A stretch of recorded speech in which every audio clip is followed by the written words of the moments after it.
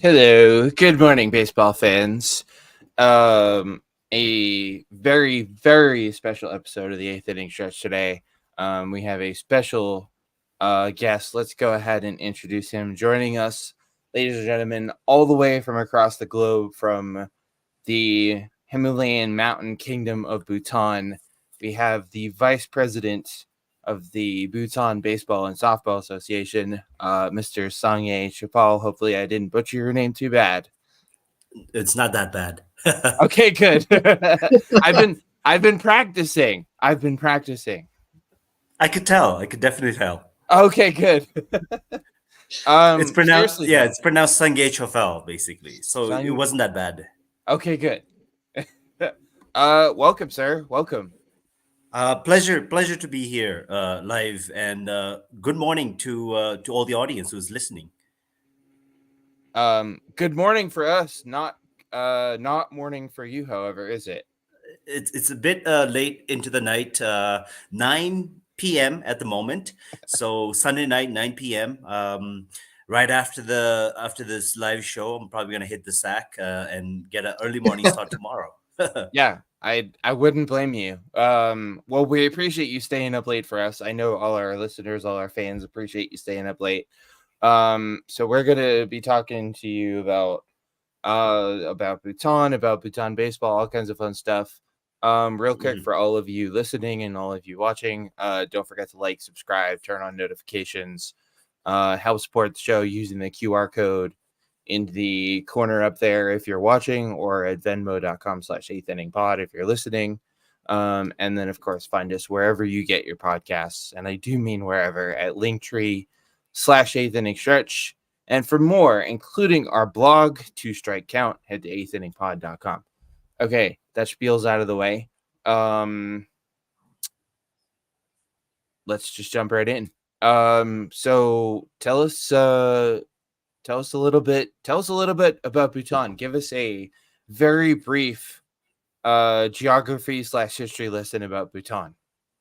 All right. Well, Bhutan is a landlocked country, nestled between the two giants, basically China and India. China in the north, India in the south, and we are right smack between, right in the midst of the Himalayan mountains. And the altitude right now, currently, I'm the capital city, which is called Thimphu. That's the capital city, and that stands at an altitude of about 3,500 meters above sea level. So yes, we're pretty high up there. So that's Um, Bhutan. We are known for this. I mean, I'm sure the audience, your audience who's listening, this is probably for some of them. This is probably the first time hearing the name of the country, Bhutan. Well, yes, Bhutan. These days, I think people know Bhutan for gross national happiness.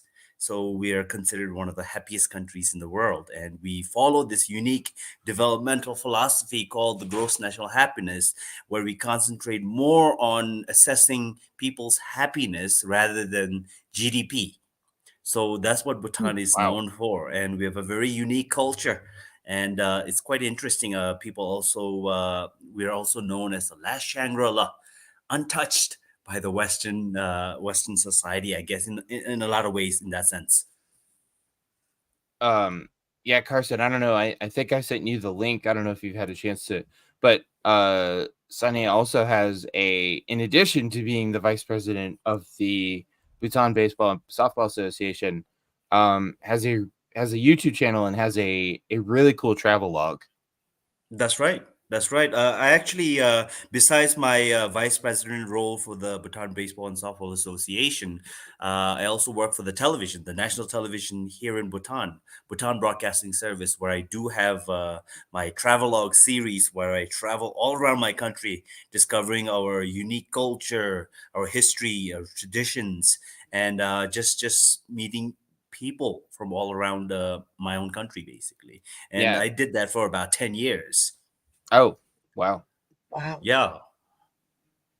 Um, yeah. If any of you, where could people find? Well, Most of Your it, I mean, I don't have all the episodes. I mean, most of these episodes were aired on television, but I did put it up on my YouTube channel. You can find it right on my YouTube channel, Sangye Choiphel YouTube. You could just type it in, and you will probably find my shows there. Majority of the shows are already there now. Obviously, when I first started this, we were filming this, we were broadcasting in standard definition, so the oh quality my of the god. video might not be. Yeah, we just recently moved to HD, by the way. So the quality of the video might not be as great as it nowadays, but few videos are on full HD. But the rest, if you're just interested in seeing how Bhutan is, getting a glimpse of it through my travelogue, if you're interested, please stop by my YouTube channel and check it out. I have some other programs there as well, and if you're interested, yeah, you can learn more about it on my YouTube Um, channel. See, Carson, standard definition was what we had in the old days. Well, Hey, I'm I'll not tell that you this. young. I'll tell you this, Carson and AJ. I mean, everything. We're almost about 10 years back. I mean, if you compare it to the United States of America, just comparative in that sense, we're just about maybe 5 to 10 years back. Everything that happens in America 5 years ago, we're just facing these kind of things or experiencing these kind of things these days. But however, with the internet and whatnot, things have moved really fast. So that's probably one of the greatest things that has happened here in Bhutan when they introduced internet television in 1998. Oh my god. Wow. Yeah, so before 1998, we didn't have television in terms of Or channels internet. and things like that, or internet. Yeah, Oh my god. so we just recently connected to the internationally. So I mean, it's Wow. pretty amazing. So yeah, I mean, I lived through that. So it's the changes that that we see is just fantastic. Um, yeah, I guess that's something that we boy, I don't know, you really don't think about it until you talk to somebody from another place. But wow, we really take that stuff for granted here. Um, Yeah, yeah. I mean, imagine, dialing up on AOL, if you guys remember, right? I So, do. yeah, remember how slow Yeah. that was? And Yeah. now it's like you have 5G, right? So, I mean, we just basically skipped all of that when went straight into 5G. Carson, do So, you Carson, do you remember dial-up internet? I never personally used dial-up internet, but I know at least what it is. Okay, mm. good. All right. Yeah, it was, well, I mean, it was pretty terrible, but it was what we had. Um, yeah, and the dialing up and how slow it was, and oh yeah. Um, Times have changed, right? Times have changed. It's Times pretty have amazing. definitely Yeah, changed. Yeah. right. I remember getting I don't know if they had them there. And Carson, you might remember these, but we used to get the AOL discs in the mail. Yeah, I Um, remember that. yeah, yeah. So basically, AOL here used to send people CD-ROMs. Again, dating myself because physical media is basically non-existent at this point. Mm. But AOL would send you a disc and it would say something like, get 1,000 hours free or something like that. And so for the longest time, we would just use those and didn't pay for internet for a while. So anyways, um, yeah, so that's a little bit of background on Bhutan. So Carson, do me a favor and list off some let's make a list this morning, Carson. Let's make a list of baseball hotspots. I'll start Mm. and I'll go USA. Um Carson. Oh, okay. Baseball I'll say hotspots. okay. Japan, Okay. Cuba, Dominican Republic. Puerto Rico. I feel like at this point I need to say Bhutan so that we can Well, segue into it. no, that was actually my point. I'll be perfect. I mean, I don't think any of us I don't think anybody when they think baseball countries, Sonny, I don't think anyone thinks Bhutan, but seemingly, well, for us, seemingly out of nowhere, Mhm. all of a sudden there's been this, there was the MLB.com story, which we'll talk about, but how did baseball get to Bhutan in the first place? Yeah, I mean, just as it's surprising for you guys, I mean, it's pretty surprising for us here as well. I mean, we Okay. didn't know, we didn't, I mean, looking back in retrospect, we didn't know baseball would do that well here. Mm, It's a when we talk about popular sports here in Bhutan, especially in an Asian nation, soccer, right? right. EPL, the English Premier League, the Euro League, the Bundesliga, everything is basically soccer here. Dominates the basic popularity of sports here. Right. Besides that, maybe basketball, cricket, sports like that. But Archery. when it comes to archery, yeah, that's our national sport. So that's besides, I mean, that we don't really need to consider in the context of Bhutan. That is the Gotcha. national sport, so that's very popular, Okay. especially amongst the older generation. Right. But Bhutan is made up of 60% youth, and Wow. surprisingly, our youth, they're quite fascinated with baseball. And that was Huh. quite a pleasant surprise for us because when we introduced baseball, well, we first started about a decade ago. About 10 years ago, just few people who knew about the sport, got some bats and baseball and mitt, and they just threw around the ball. Okay. And that's how it started basically 10 years ago, right? And then gradually after I mean, we have to give big thanks to Matt DeSantis, Mm-hmm. who basically brought this in. He got connected with our current president as well as a co-founder for Bhutan Baseball and Softball Association, Mr. Karma Doji. The two of them got together basically, and Mr. Karma Doji at the time was working at the Bhutan Olympic Committee. So, and Okay. both of them, I guess, they had a good bond over the love of the sport, basically. So the two of them got together and decided to start a governing body, the Bhutan Baseball and Softball Association. And only about 4 years ago, we have been recognized as an association by the Bhutan Olympic Committee. And now, obviously, baseball is part of the Olympic sports, which is a great thing. And that's how we Mm-hmm. basically started with a few kids just finding an open field. And mind you, we come. We're from a very mountainous place where a plain ground is very hard to find. Okay, so so they just found these open space and just through started playing these small baseball matches, and that's how it picked up. And surprisingly, kids were interested, from 100 kids to 200 kids, 300 kids to 400 kids, and overall, Wow. we have about 6,000 people who are interested in playing baseball, but actively, we have about 1,000 young kids who are actively participating in the sport at the moment. But if you look at throughout the country, and we're a very small country, population of just about 700,000. So if you throughout the country, maybe there would be an active about 6,000 people who are actually playing the baseball.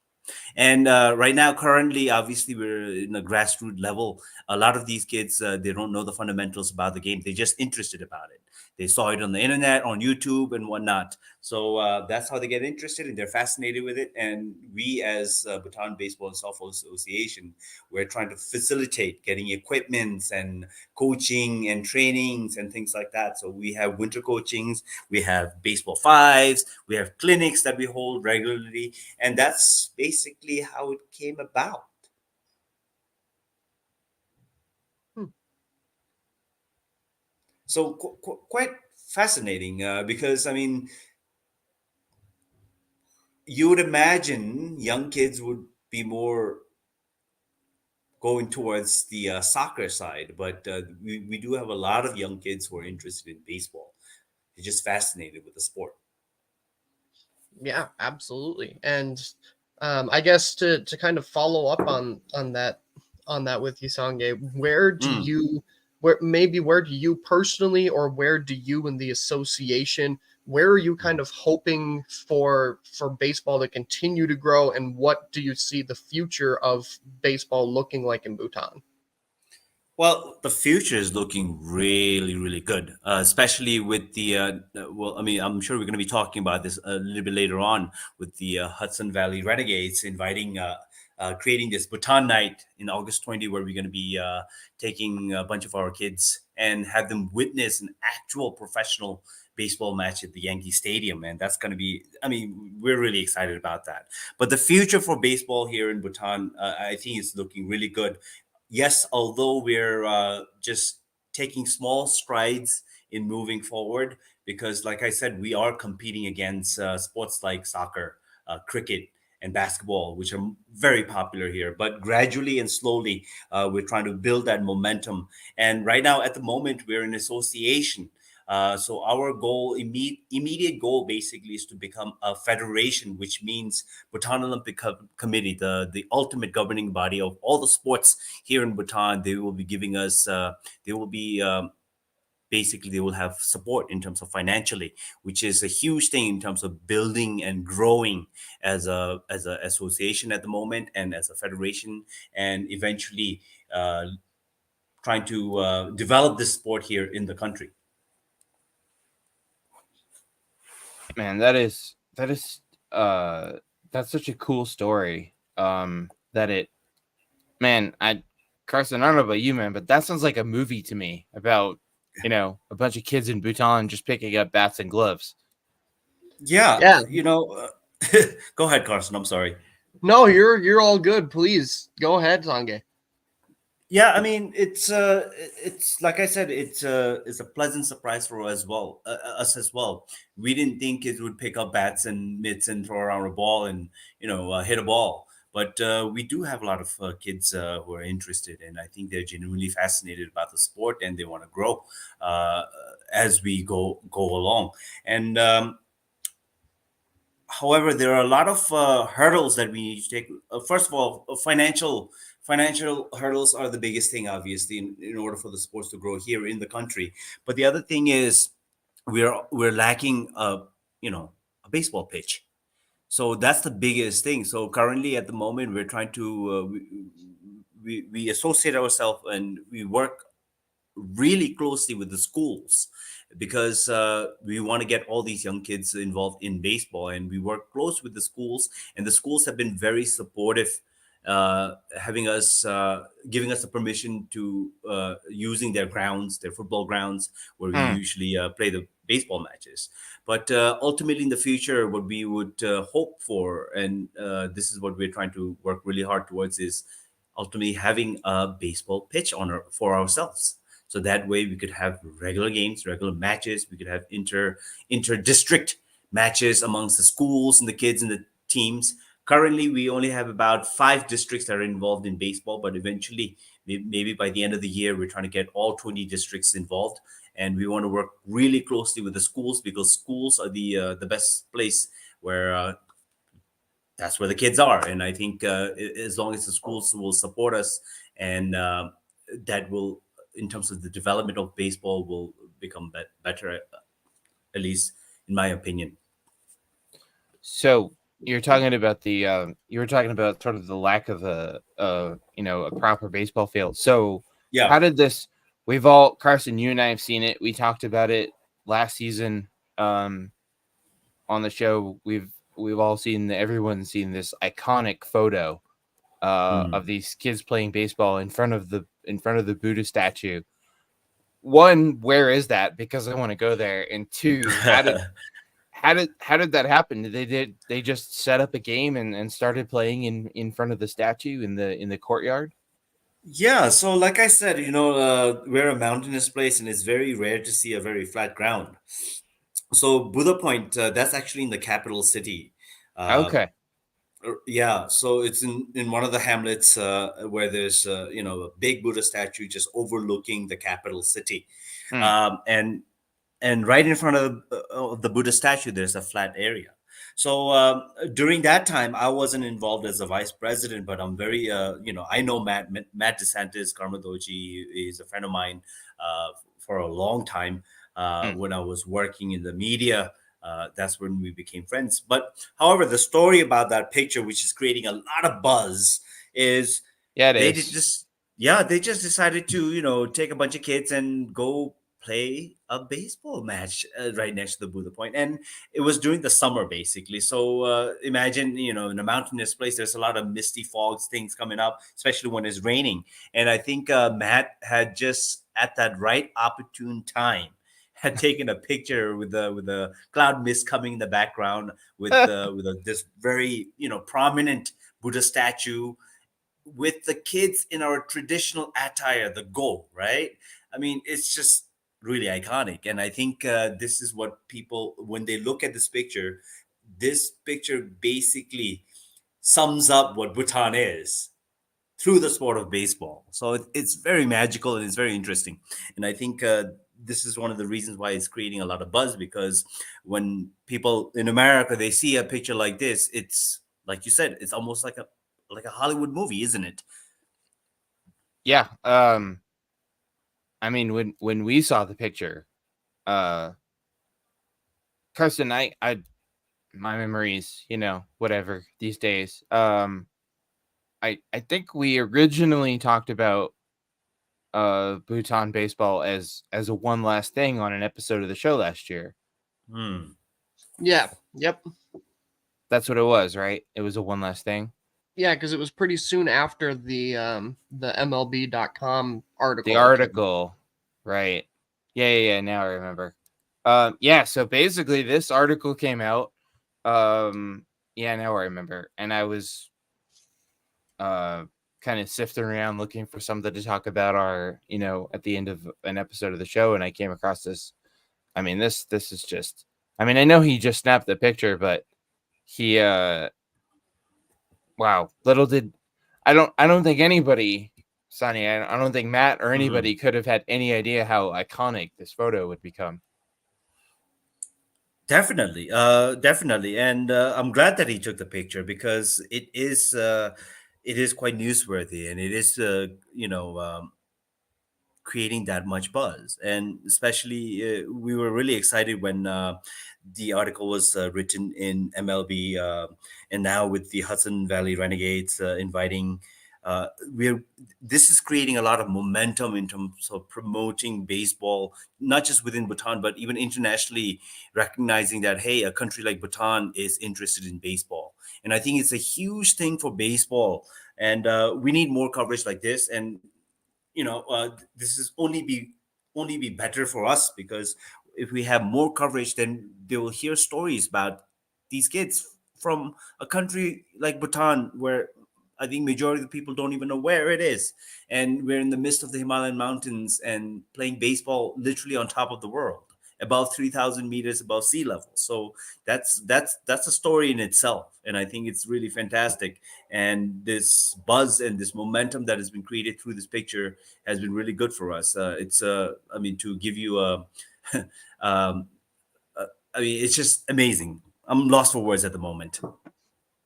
Yeah, I mean, I'll freely admit, I mean, and I don't know about you, Carson, but I had heard of Bhutan, uh, but I couldn't have found it on a map before this.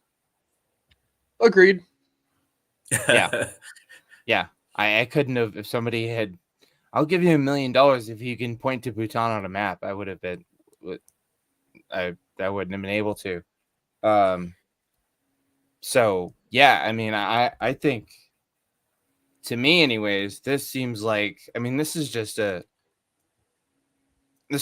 cool. It's just a win-win all around because it's not only is this the photo obviously and the article drawing attention to Bhutan baseball and softball and helping grow that, but also um your picturesque little country there in the Himalayas has a lot of eyes on it from around the world now.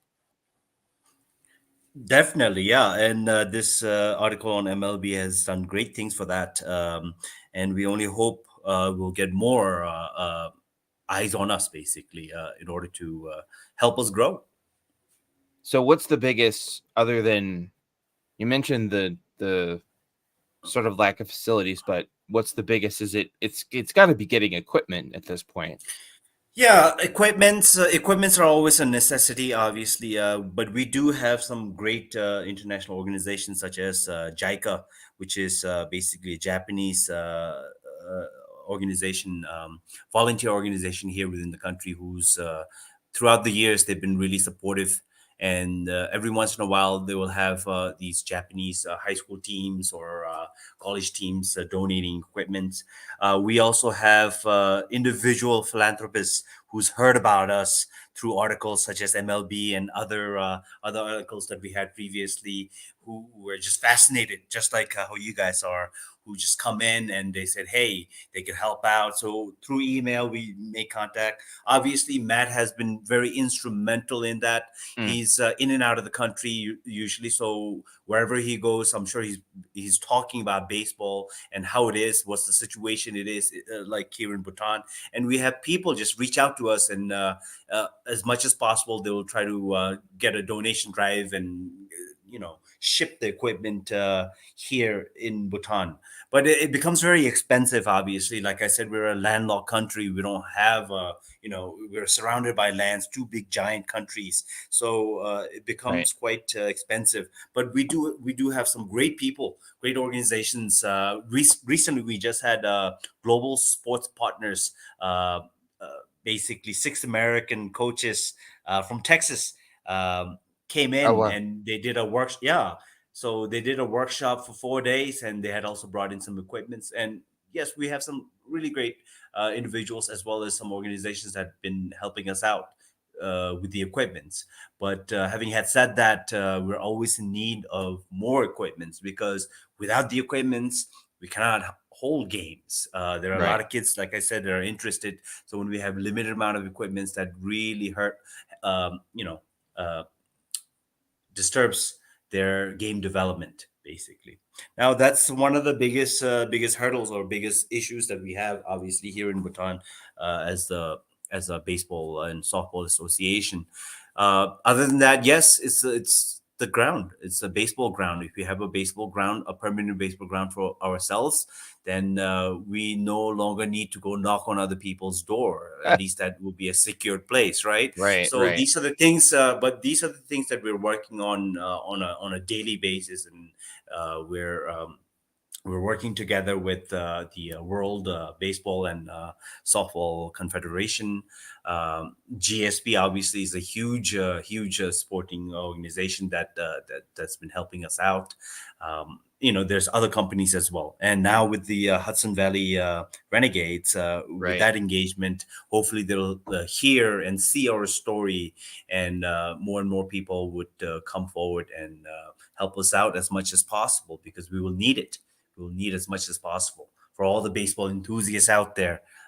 Yes, we need the help, and we only want to have the game of baseball become that much bigger here, and more kids uh, playing and enjoying a game of baseball, basically. My own personal view is, I mean, I want baseball to be more value oriented, where, like, when they grow up 50 years or 10 years or 20 years from now, I mean, the memories that they will have is of them, throwing a baseball or catching Mm. baseball with their dads, like that type of memory, that type of value. So if we can create that type of value there, I think that for the love of the game will always be there, and I think we'll have more kids enjoying the great game of baseball. Yeah. Kind of like similar to what we have. I mean, I feel like that's another one of those things that's pretty common here. Uh, Mhm. I mean, Carson, you and I both grew up, you know, playing baseball. We both have memories of playing catch and whatever. But um, I don't know, man. I guess that's something that's so natural for us. That's something that we take for granted. I guess. Yeah. Well, I mean, I'm a huge believer. I mean, you look at any sports, right? I mean, because sports is not just sports. There's values behind that, and values can come in different forms and shapes. And if Yep. you could create, it's almost like social conditioning, basically. If you could condition baseball to, along with that, values, family, friendly, even professional career development, whatever it is, Mm. then the sports tends to become a success within that country. Or I mean, for us, I mean, that's what we're hoping for.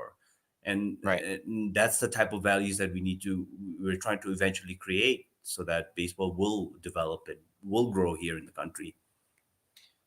So I'm a little slow in the uptake here, but uh, Carson, I just noticed that that producer Tasha is in the chat over here. Well, first of all, she said good morning, Sangye, and also, she says, how can people support Bhutan baseball and softball? Like, is there a way for people here in the States or other places to donate and help with equipment and facilities?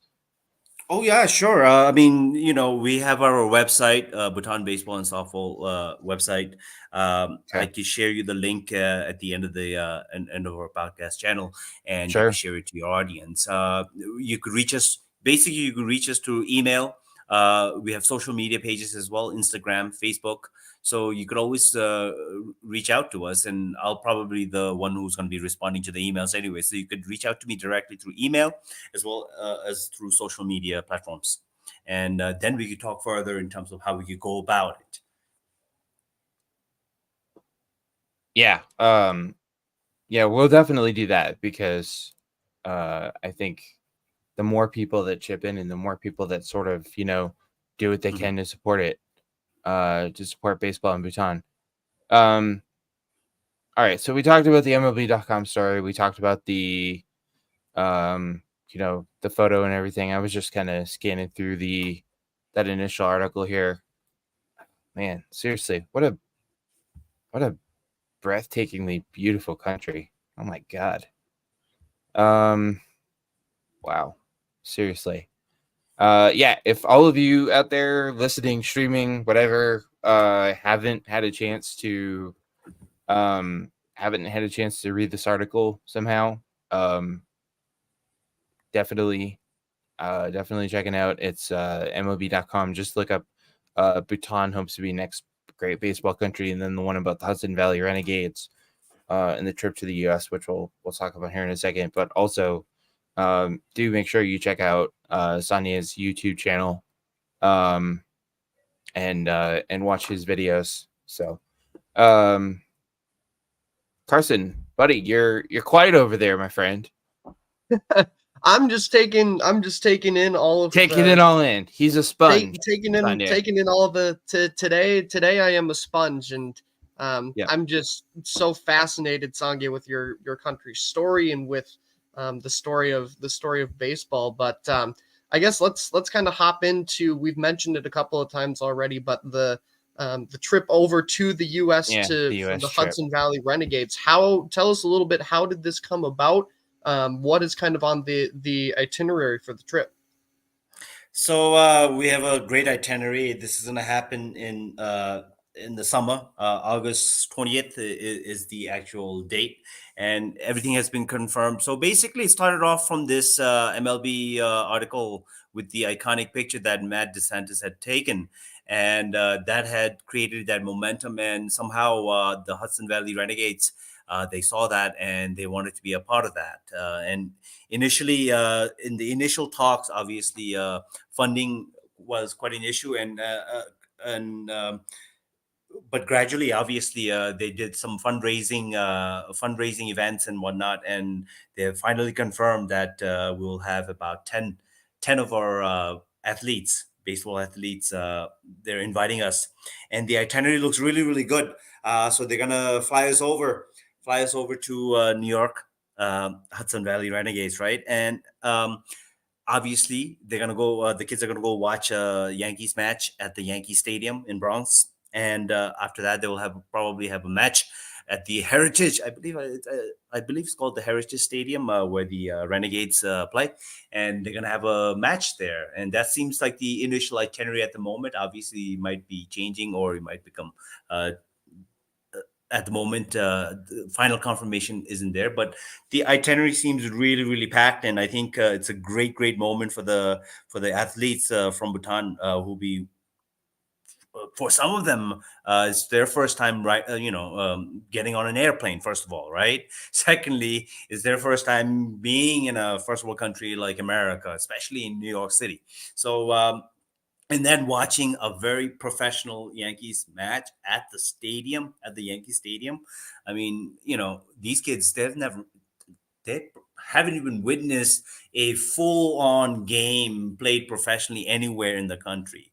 So for Mm. them, this is a once-in-a-lifetime moment, and I think we can only hope that these kids will be so inspired to the point they'll come back after this entire event with the Renegades. They'll come back, and that passion will grow, and the love for baseball will grow, and it's a great moment for us.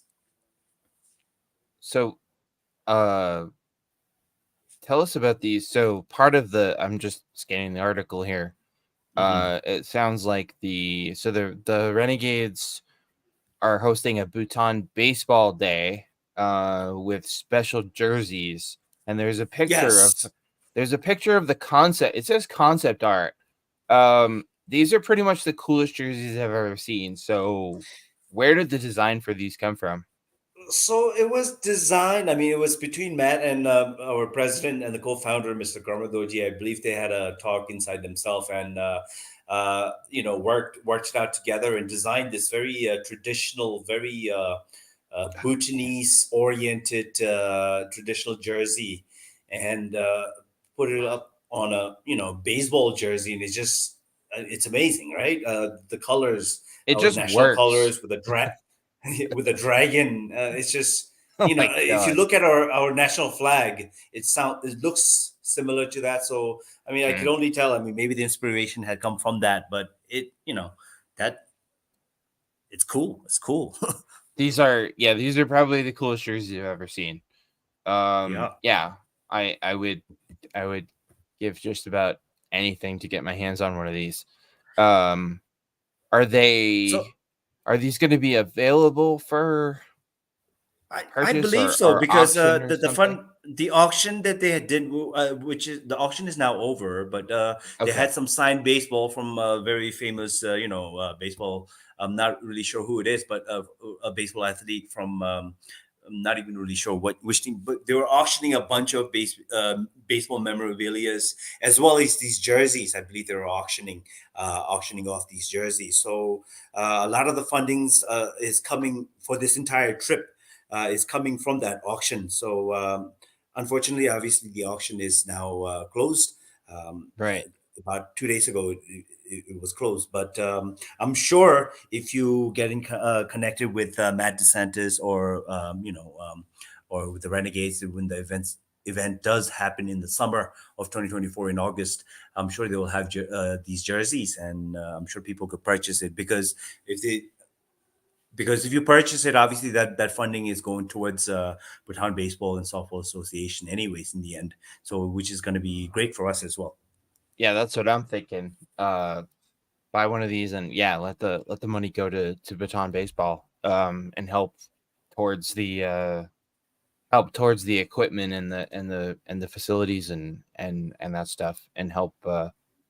So they're landing. All right, so I'm just reading this. So they're landing in New York City, um, traveling up to Hudson Valley, Mhm. um, giving a tour of the Hudson Valley region, which is a beautiful, beautiful part of the country. Um, and then and then taking to the field for a coaching clinic with the Renegades players and coaches. That's right. Oh, that's so cool. So they're going to be learning baseball fundamentals from uh actual professional players and coaches. Yeah. So That's that's amazing. exactly what I mean. I mean, these athletes, I think it's a lifetime, once in a lifetime moment, and they're going to be learning from the professionals. So it's going to be a great treat for the athletes that are coming from Bhutan. So And how many kids did you say were coming? right now, potentially, they're saying about 10 numbers, and it Okay. might include two, officials basically to tag along with the athletes, with the kids. Officials as in the vice president of Bhutan baseball and softball. Well, I'm not personally No. myself, but maybe Okay. perhaps the perhaps the president. It's undecided at the moment, but more importantly, it's just picking the right kids, and Right. it's for the kids. Basically, we want them to see, how baseball is played professionally Gotcha. at the Yankee Stadium with the Renegades, with this coaching clinic, and all that stuff. So I think these kids, it's going to be a wonderful opportunity for the kids. Yeah. Carson, even as a staunch Red Sox fan as I am, I have to grudgingly admit that watching the Yankees play at Yankee Stadium is one of the best. I mean, they couldn't have chosen much better for uh for a major league team for these kids to watch. and to learn from as Yeah, well. And yeah, just to jump in real quickly too on the topic of supporting the organization and the trip, doing a little real time research. nice, It love it. looks like Matt DeSantis does have prints of that picture from the article available for purchase with the proceeds Oh, going towards Bhutan baseball. I don't know if Sonny's gonna get this, but shut up and take my money. Yes, So he yeah, got I it. mean, He got it. so Yes. we're hoping, yeah, we're definitely we're definitely hoping. I mean, I'm sure you have your audience from all over the. I understand your audience are mainly from the western, Mostly northwestern part. US. Yeah. Yeah. Mostly So US and so Canada, a little bit in Canada. Occasionally we get occasionally we hear from the Caribbean or Europe, but yeah, mostly US and Canada. cool, man. So I think if your audience, maybe some of them are listening, and if they are in New York, especially during that time, please go ahead and buy some jersey. If you're interested in the picture as well, I believe that's also available for sale. Copies of that. So any of these type of things will definitely help us as an organization get more equipments. Funding capital, which is essential to Yep. develop the game, develop baseball here in Bhutan. Yeah, because you said the other thing that's trying to happen right now is going from a um sort of making the transition from an association to a federation, That's right. which I admittedly know nothing about that process, but I would assume it requires blood, sweat, and tears and money. So definitely, I mean, right now, without the federation status, we're completely supporting and sustaining through sheer, passion, and people like Matt, and we have this American lady, Kathleen. She's also here in the country, and they're philanthropists basically chipping in here and there just to sustain it at the moment. So once we Right. get the federation status, at least we'll have some capital or funding from the government.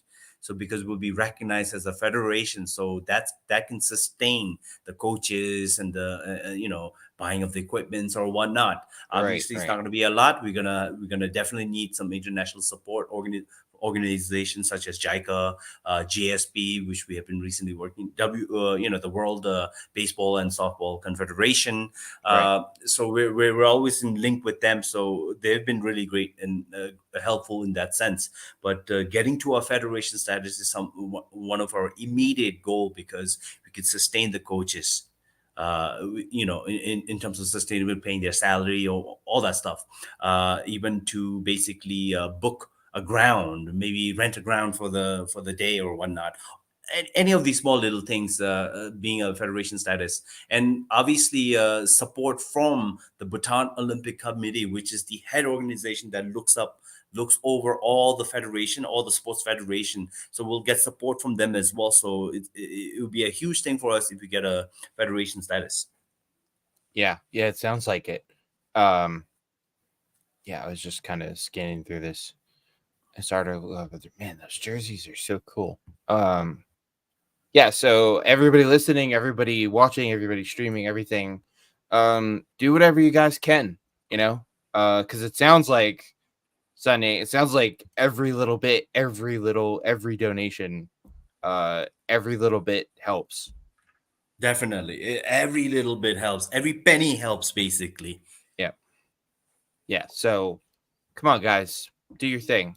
That's right. Help out Bhutan baseball. Help grow, because honestly, um, the more places, the more places baseball is played, and the more reach it has, the better, basically. So, yeah. So let's just kind of wrap up this. So, yeah, landing in New York City, go to Hudson Valley coaching clinic, Renegades. Uh, see, this is the so. I mean, this whole trip sounds amazing, but the part that really jumps out to me, I mean, obviously the actual baseball part in the coaching clinic with the Renegade staff and watching the game at Yankee Stadium and all that. I mean, that's all obviously that's all. I mean, the whole thing is amazing, but the thing that really jumped out to me was, um, these kids, they're also going to take part in a special business of baseball discussion hosted by the members of the Renegades front office, um, and tour the MLB offices. So, I mean, that's just so cool because that will show them. So they're obviously going to get to see the baseball side of things, and that, yeah, you can pursue a career in baseball, but they're also, what I love about this is they're also showing these kids, hey, look, you know, chances are you might not make it as a professional baseball player, but here are all these other opportunities for her career in baseball. That's right, AJ, and That's not just in amazing. terms of being professional within the sport, but the business aspect of the sport, the marketing aspect of the sport. I mean, there's so many aspects Yeah. within baseball that these kids can, if they're talented within these one type of field, they can pursue. And I think within that span of 1 week that they're going to be there in New York with the Renegades, with the Hudson Valley Renegades, I think they'll get a glimpse of what can be the possibility within that baseball world. And I think it's a really great thing. It's almost a compact college education within that 7 days just to get a glimpse Yeah. of it. And we just need them to be fascinated and be interested, and that's where the passion is going to grow. So you don't necessarily have to be the greatest baseball player, although we want them to be. I'm a huge believer of I'm sure you guys have watched the $1 Million Arm. Yeah.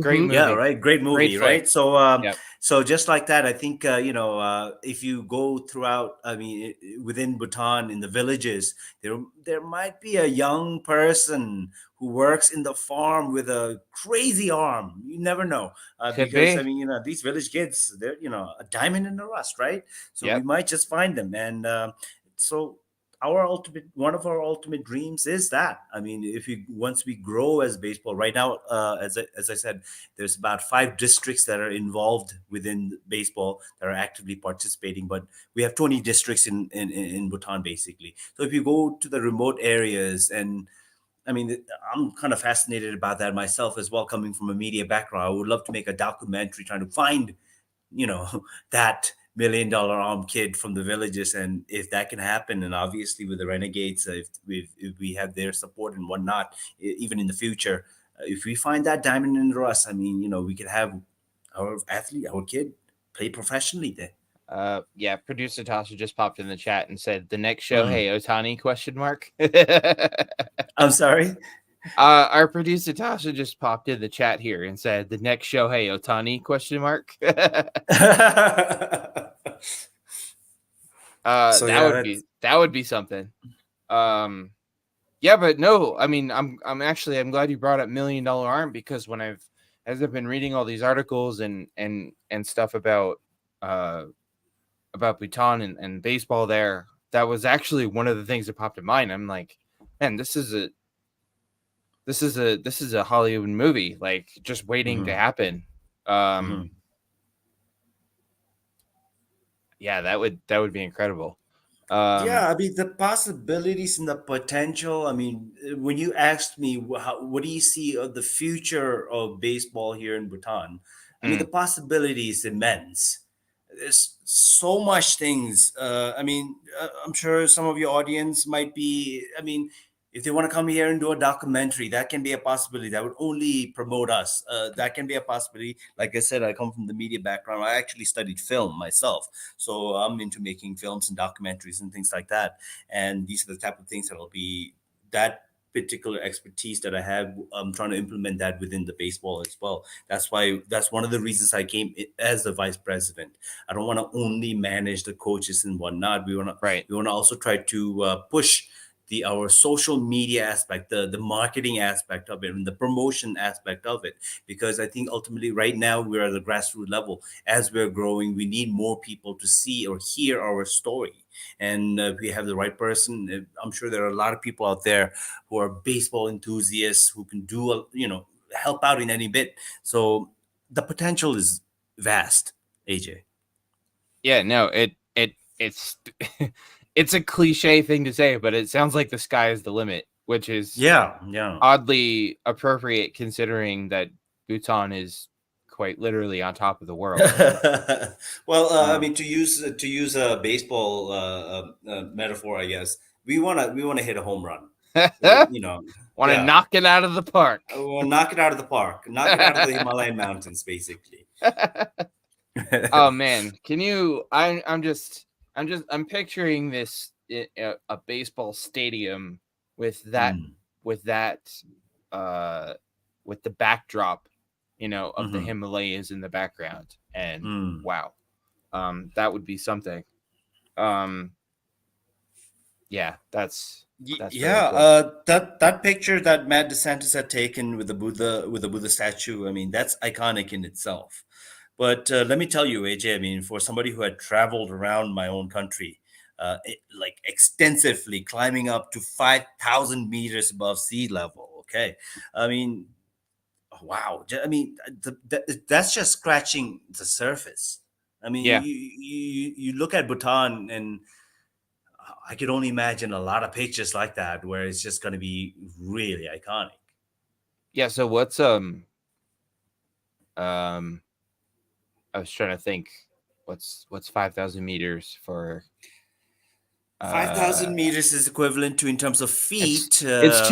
it's too early to be doing math. It's too Let's early ask for math. Google, right? Yeah, I'm curious. So what'd you say?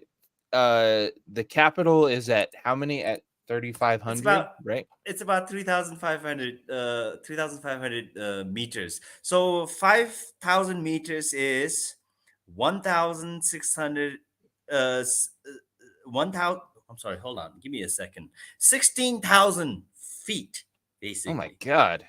Yeah, Whoa. yeah, 16,000. Yeah, So so the capital what it, and I don't it's how do you pronounce the capital? Thimphu, Thim Thimphu. Thimphu. Yeah, so Thimphu is at 3,500 meters, you said, right? So that's about Yeah, 11,000, almost 11,500 feet. that's right. Um, wow. So it's almost like you're playing Whew. baseball on the top of the Rocky Mountains. Yeah. I mean, some of the Rocky Mountains get up to about 14,000 feet. Yeah, sure. Yeah. But I So mean, it's imagine this. I was just thinking, like, even where I am, even where I live, is Mhm, we're at, you know, 5,000 ish feet, here in mhm, the Denver metro area, Mile mhm, High City mhm. and all that. But man, 11,000 feet. Uh, wow. I mean, those, if you're going to be playing baseball at 11,000 feet, I mean, I mean, Well, I was going to say, you're gonna need a big lungs, well, basically. I mean, that's what actually I was gonna say. If you're gonna be playing baseball at 11,000 feet, you better be in some primo shape. But then I realized that, I mean, we're talking about people who already live in Bhutan and are already used to the altitude. So it might not be like if somebody from the States were going to come there and play baseball, mhm. uh, they'd have to spend some time and acclimate. But I mean, if you live there, you're used to it. So Yeah. Um, Yeah, so I mean, it's usually when we wow. have tourists from America or whatnot, it's not usually so much of an issue. Yes, they do need to get used to this, used to the altitude, take plenty of rest and whatnot. Yeah, But the air yeah, is I pretty mean, thin up there. we as Bhutanese, we're already used to that. I mean, Right. 3,000 meters or 11,000 feet, it's considered Nothing. low for us. It's Yeah, nothing. Yeah, right? yeah. Yeah. That's like sea So level yeah, for you that's guys. sea Yeah. level for us. Yeah. Yeah. So Right. if we can't climb down to the sea level, I don't know. Maybe we might get dizzy. You might. We might. Uh We just might. you might. I mean, I was just thinking about the people going to New York. When they get to New York, they're gonna feel like, I mean, the air is breathing the air there is gonna be like breathing soup compared to where they're from. That air is gonna be Exactly. the air is gonna be chunky. They're gonna yeah, that's gonna be kind of wild actually. Um and I was But just I think talking they to could handle it. sure, yeah. I mean, I was just talking about an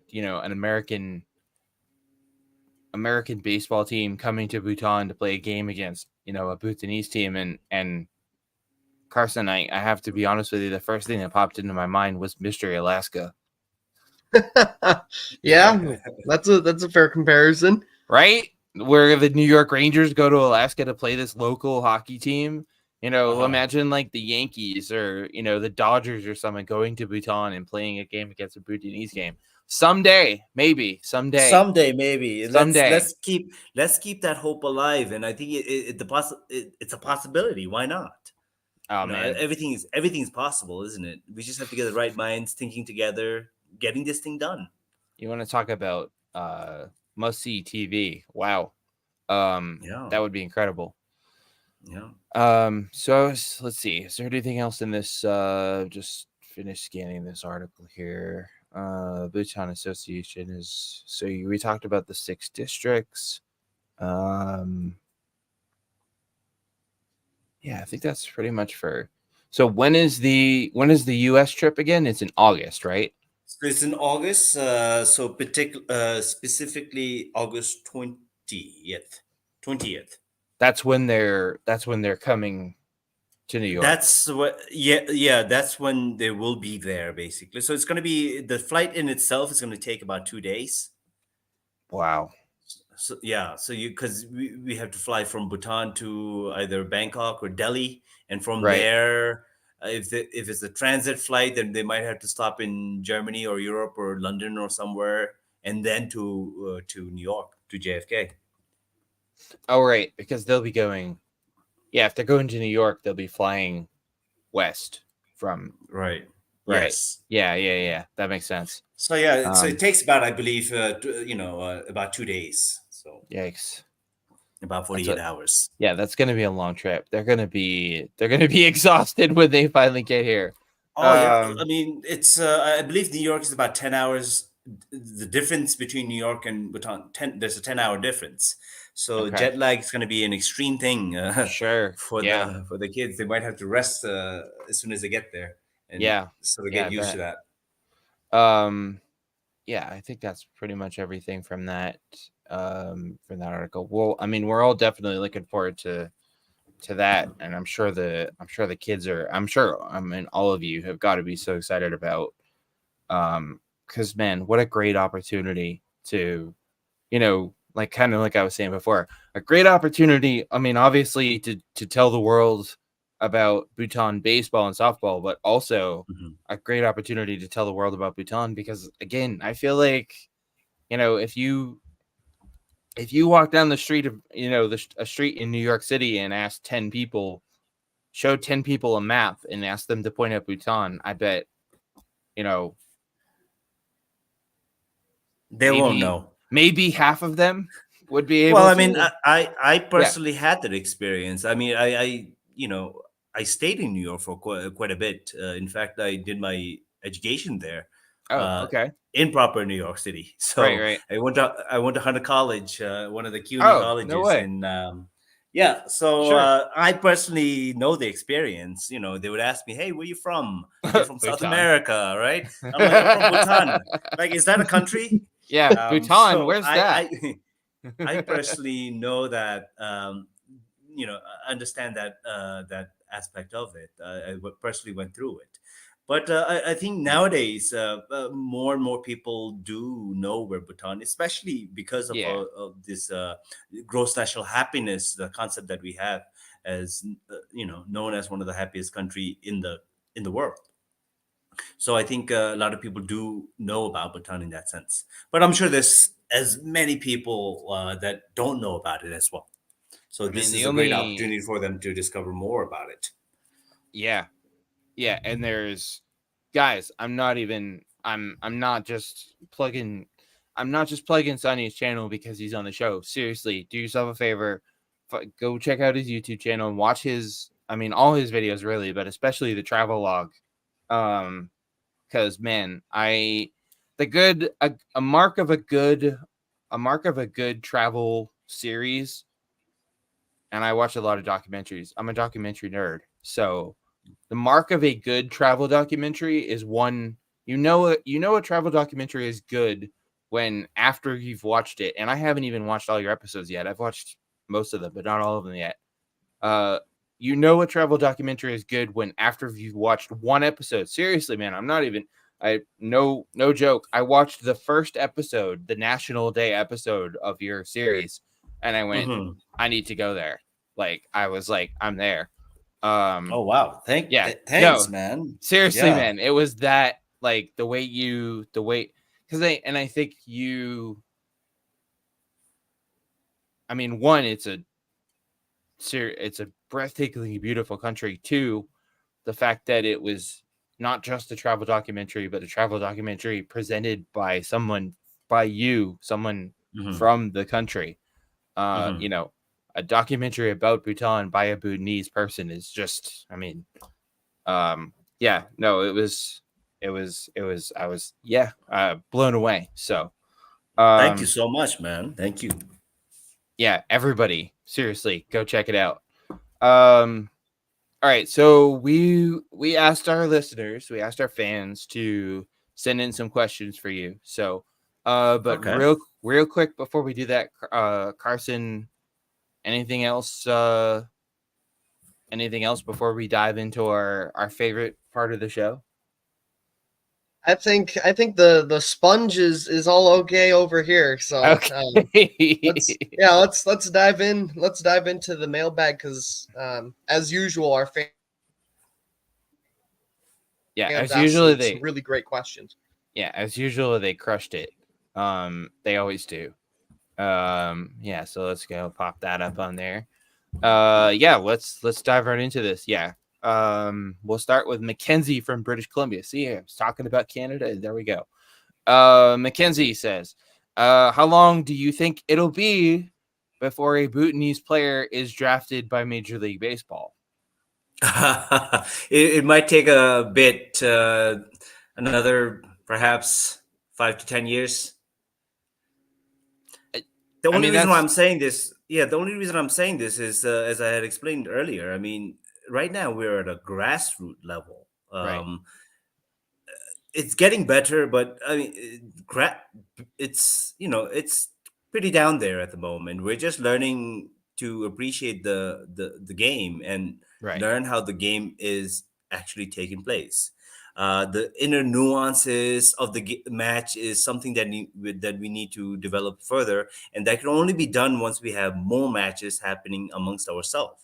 And now to Right. have somebody actually be drafted at the MLB, it might take some time, and it might take some proper coaching from standard professional level, international level. We do have some potential coach that might be coming from the US or from Korea. We're not quite sure at the moment, but that's going to take some time. I So I mean, hope that answered that, Mackenzie. I mean, 5 to 10 years sounds like a long time, but I Yeah. mean, who knows? Depending on how things go, I mean, I was kind of thinking in the meantime, we could see a Bhutanese player maybe not necessarily in MLB, but maybe somewhere in another league in another country like Korea or Japan, maybe even. Yeah, that can be a possibility, definitely. Because those, the KBO, the Korean League, and NPB in Japan are always open to international players. So that could be Mhm. something. All right. So Ellen from the UK. See, we do occasionally get Europe. Ellen is actually a friend of mine. Are there any future plans for any more international trips? Um, Probably not at the moment. Probably not at the moment, but we're always open to that. So if there's any international organization that's fascinated with us and want to collaborate in that sense, we're definitely open to that. I've shared our website, www.bhutanbaseball.org. You could also find us on social media. You could email me, basically, Bhutan Baseball VP gmail.com. We can collaborate. And if there's a possibility for international trips, such as the trips like the Hudson Valley Renegades in New York, in America, it would be only good for the athletes and the kids who wants to further their baseball game Yep. understanding and Good for the development. athletes, good for the kids, good Yeah, for everybody. good for Really. everybody. Good Yeah. for Bhutan Baseball and Softball Association. Yep. I mean, I'm not normally a betting man, but I would be willing to wager that after the trip to New York this summer and all I mean, let's be honest, it's already getting a ton of coverage. It's going to get Mhm. even more coverage when it actually happens. Mhm. I would be willing to bet that there's going to be interest from all over, not just, I've was kind of thinking, oh, maybe that'll generate interest from other Major League Baseball teams, but Mhm. I think that's going to generate interest from all over the world. So, or Yeah, we're keeping our fingers crossed. at least it should. I mean, I Yeah. feel like people would be crazy if it didn't. So, all right. Up next, Nick from Arizona. Do people in Bhutan follow Major League Baseball at all? Now, yeah, that's a very good question. Our People listeners, know. they don't mess around, man. They don't mess around with these mailbag questions. Carson can attest to that. Well, that's a really good question. I mean, and it's a very relevant question in that sense. People don't follow the Major League Baseball because we don't. I mean, unless if you're really interested in the athletes that are currently involved in the baseball, with us, with the Bhutan Baseball Softball Association, these kids are basically watching it on YouTube, the highlights. Okay. Right, Now, if right, there's a live match happening, then maybe if you could find it on YouTube Live or on some particular website, maybe the right. MLB, maybe they're watching. But the time difference is crazy. I mean, Oh, if the that's match is true. happening Yeah. at 6 p.m., Right, right, we have to be staying up at 3 4 a.m. in the morning. right, So that right, time difference is quite a difficult aspect about with it. But within our television, in our television, we don't really get baseball matches that are right, shown. The majority of the games that are shown is the EPL, basically the soccer English Premier League. right, We get live cricket matches, basketball matches we do, but the timing is a bit off. I'm a huge basketball fan. I'm a Knicks fan, obviously, being in New York and whatnot. So I do watch some basketball.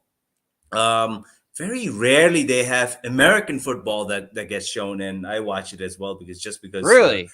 when I was in America, yeah, Oh, when I was in New York, I was also I also liked watching football. right. But baseball, not so much, not so much. But we're hoping that we could change that, and if there's I enough, was if baseball become popular, I was then gonna say maybe. someone's got to do something about that. They got to get you Yeah. guys. They got to get you guys MLB TV or something over Right. there. So Um, maybe we could strike up a deal with MLB or with the TBS and say, hey, broadcast it here in Bhutan. You know. yeah. I mean, Yeah. especially especially where baseball there is growing so quickly. Yeah. Yeah, I feel like people would welcome the opportunity to be able to watch. Although, like you mentioned, the time difference, that's kind of like that's sort of like us here in the States trying to watch, because Carson and I have opposing fandoms in the EPL. Manchester Hmm. United. Carson's a United fan. Okay. I'm a Chelsea fan. So All right. we All right. disagree on that. But what I was getting at was, you were talking about having to be up at, basically stay up to the crack of dawn, or be up at the crack of dawn to watch baseball. Here it's kind of like it's similar to us having to be up at the crack of dawn to watch EPL games. So Yeah. I So get it. It's but like, if you oh, have a dedicated baseball channel or whatnot, I mean, we could watch it on a daily basis, even if it's just the highlights or sure. pre-recorded matches, whatnot. I mean, it would only do well, and I think one of the learnings for the game is majorly done through watching the game. Yeah, absolutely. Hmm. Yeah. All right. Zoe from Washington. Little change of pace here. Hmm. What tips would you give someone?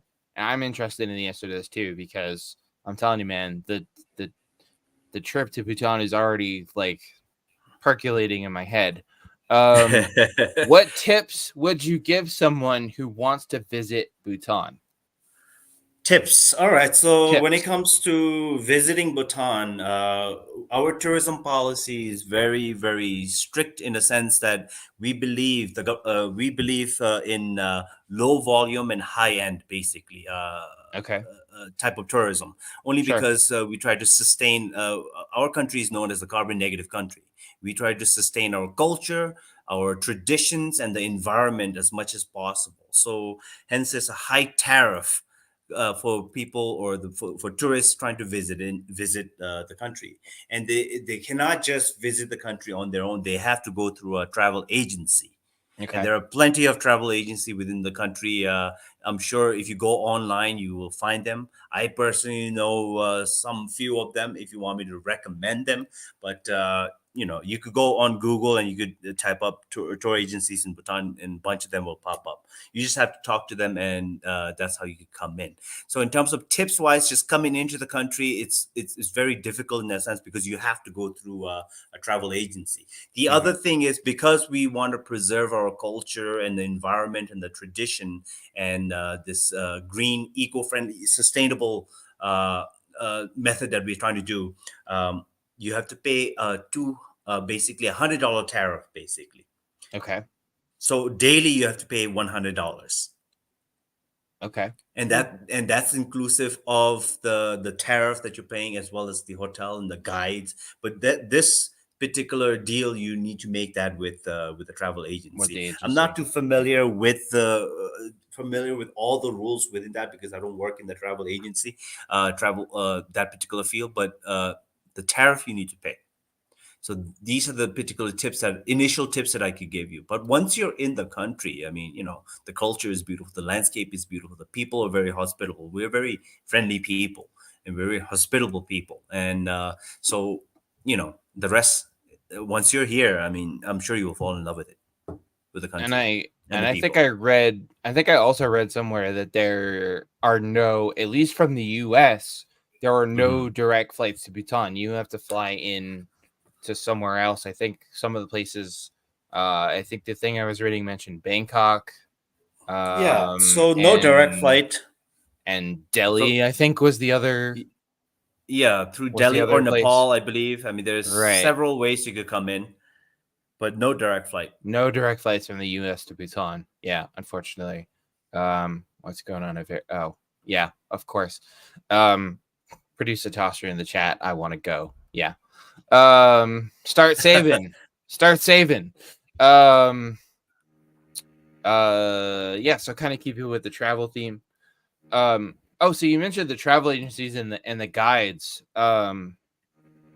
It sounds like it would be a place where having a guided tour would be kind of the smart way to go, because there's seems like there's just so much to see, and do. Yeah, So, definitely, because I mean we're very historically rich, culturally mm, rich, religiously rich in terms of the places and the monasteries that are perched in the mountain. I mean, there's so many things that you probably need a a guide to basically tell you about this. I'm sure you could read about it, but you won't get the same experience without a yeah, guide. yeah, not the and same. uh, and it's a necessity that you go along with a guide. You can't do a free on your own type of travel. Right, gotcha. You need to be accompanied with a guide. For the guide. Yeah. Um, so you were talking about how I forget how you phrased it, but basically like low impact tourism, but um High and low impact. high Yes. and low impact. Yeah, that's it. Yeah. So just so I mean, is there a lot of do a lot of tourists? I mean, do a lot of tourists come to Bhutan? Like, We do have a lot of tourists coming in, but we try to limit the number per year. There's a particular number that we try to maintain. oh, We okay. so So there's like a because I cap, mean basically. yeah, there's a cap. Although I mean, the tourism industry is, was once the fastest growing industry here. It's Hmm. still one of the biggest industries within the country, but due to the pandemic and the COVID Right, 19, right. that had really ruined. I mean, that had impacted pretty much everybody in the world, Everywhere. right? Yeah. But it's also impacted us. But tourism is still huge here, and we do have a lot of people coming in from from Europe, from America, from many different places. So yes, we have plenty of tourists coming in. It's Hmm. just that when you do come in, you have to come through an agency, which makes it a lot easier for you because you just have to give your information, and the tour agency does everything for you. Boy, I kind of wish we would do that here. Uh, anyways, no, that sounds like an incredible experience. And in kind of keeping with that theme, Brian from Pennsylvania, Mhm. this one I'm really, what's the best thing to eat in Bhutan? Wow. All right. So the Bhutanese cuisine is quite unique. We like spicy food. The I'm best there. thing, Sign me perhaps, up. yeah. So the best thing to eat here, there are many best things, but I guess because we like spicy food, our traditional dish, one of our famous traditional dish in the country, is called ema datsi, which basically translates to chili and cheese. Oh, hell yeah. Sign me Yeah, up. so it's a dish made out of chili and cheese, and you would eat that with rice, or I mean, you could have it with bread, or a pita bread or whatnot, that type of thing. But that's probably one thing that I would recommend. But there are many different unique dishes, especially if you go to the remote areas of the country, where Hmm. yeah. I mean, if you're adventurous with the food, I mean, there are some interesting dishes that you could definitely try. Well, I But mean, Anthony Bourdain is my spirit animal, oh, so oh man, yeah. Thank you for adventurous bringing with that up. adventurous with food is my middle name. Cool. Yeah. Anthony Bourdain was someone that I also looked up to, somebody that I watch Did he as one of ever? my influence. Did he ever come to? I don't remember him Yes, he ever going to. did. Did Yes, he? he did. Yes, Oh, he Okay. did. cool. He had come to Bhutan. Yeah, Oh, okay. I wasn't sure. I mean, he did so many episodes. yeah, That I mean, I've watched pretty much all of them, but I couldn't remember whether he had been to Bhutan or not. yeah. Um, He had come to Bhutan, so that was really interesting. yeah, I can imagine that must have been incredible. Yeah, what were those? There was in one of your in one of the videos, one of your travel life videos I was watching. There were what was that? Um, what were those? What was that food that they were making? Oh man, I should have You written need it to be, down. yeah, Yeah, I you need to be know. particular. I mean, I've done so many episodes. I think it was in the first one where you were talking about like stopping off at a roadside stand to get something, and I forget what Ah, it okay. was. So these are basically puffed up rice. That's what it was. Yeah, we call it mehu. That's the local That's terminology for that. But I mean, the best way I could explain it is that from rice flour. It's almost like a rice pancake that if you fry it, it puffs up. yeah. They. I mean, Yeah, those looked fantastic. nice I and was like, crunchy. Yeah, they're yeah, really they good. look great.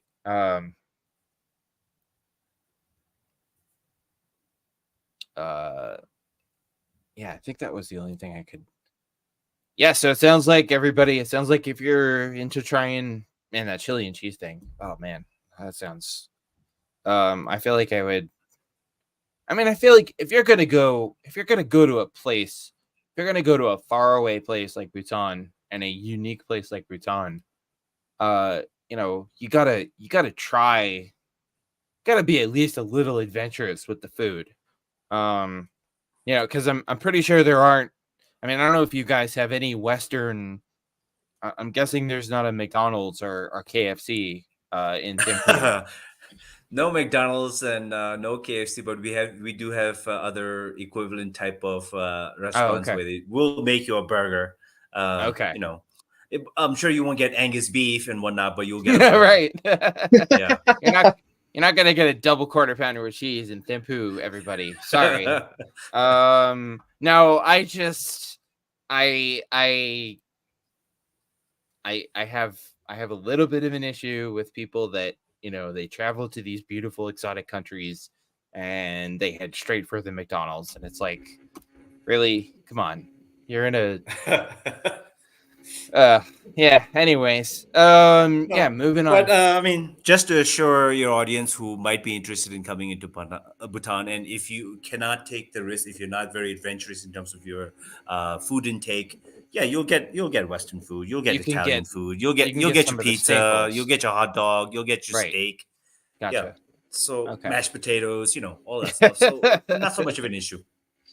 What about a could I could I get a could I get a burger with that chili and cheese dish on top of it? Because that sounds Well, kind of awesome. I mean, there's a burger joint that sells, chili and cheeseburger, I'm basically. there. They're experimenting. I mean, trying to do some Western and traditional mixture. Love it. I love fusion cuisine. Um, all right, Aaron from Missouri. Before we turn this into a food show, Aaron from Missouri, is Bhutan going to be part of the next World Baseball Classic? So that would be in 2026. Mhm. Well, at the moment, we're trying to take it into small strides. Right. If things go right, then maybe. Maybe. Right. Yeah, Because but you guys still but need to get from association. You would have to be a to a federation. federation in order to do Yeah, that, right? right. So that's Okay. one of the things. Not necessarily, but that's one of the key things that we need to do. But Right. main thing is whenever we're trying to participate in any of these international type of things, we need capital. Uh, Right. without the capital, it's very difficult for us. But Mm, that's why I'm saying one of the major things that we need to do is get to a federation status. That way, we will have some funding that will come to us, and anything that we might want to get involved into, we could do that. But right now, at the moment, because without any funding available, right now we're just struggling to sustain ourselves, right. let Right. alone think about joining international events and things like that. Yeah, that's But I mean, but we're always hopeful. We're trying to make ends meet, and if we can, we would love to. yeah, I mean, a lot can happen between now and then. So, Yeah. and then sort of to build off of that, Tyler from South Carolina wants to know, Mhm. will Baton be competing in baseball or softball at the 2028 Olympics? So the 2028 Olympics are going to be in LA. Baseball is going to be Uh-huh. back on the Olympic program. Uh-huh. The USA will obviously be competing. So maybe by that point we see, uh, you know, the Bhutan Olympic the Olympic Committee fielding a baseball or softball team. Yeah, that's a huge possibility, and that's something that we're trying to work towards. We have some time for that, and hence, right now, I mean, the teams that we have right now is under it. Well, I mean, we want to develop a national team, a set national team, so that Right. then we could work towards that. Mm, But currently, at the moment, because we're so sporadic with the lack of ground, with the lack of funding, right. lack of equipments, it's very difficult for us to hold just a match, a Right. baseball Right. match on a daily basis. So, but like you said, a lot can happen. But this is something in the development stage, and once we have the national team set, um, we could we hope that we can be involved in the 2028 Olympics. Yeah, I mean 2020. That's a ways off. So, Yeah. um, but I mean, like I say, a lot can happen between now and then.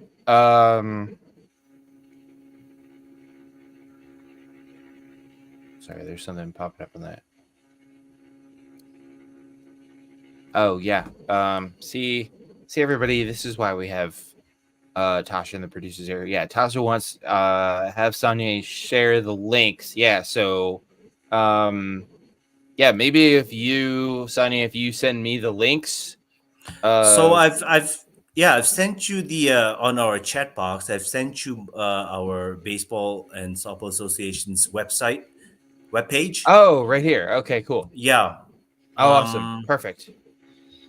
So that's where bhutanbaseball.org is where everyone can go to connect and donate.